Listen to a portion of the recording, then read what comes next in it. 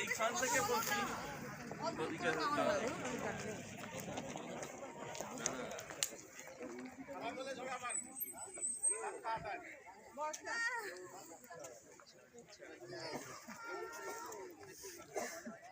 সামনে রডটা ধরে থাক, সামনে রডটা। হ্যাঁ সব বুঝে। হ্যাঁ এই যে পাল্টি হয়ে গেছে দুজন উঠে।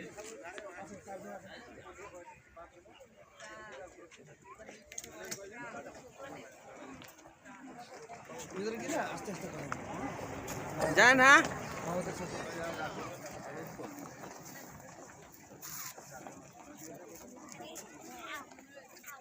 ওই যে আমাদের দাদা বৌদি এখন এখান থেকে যাবে।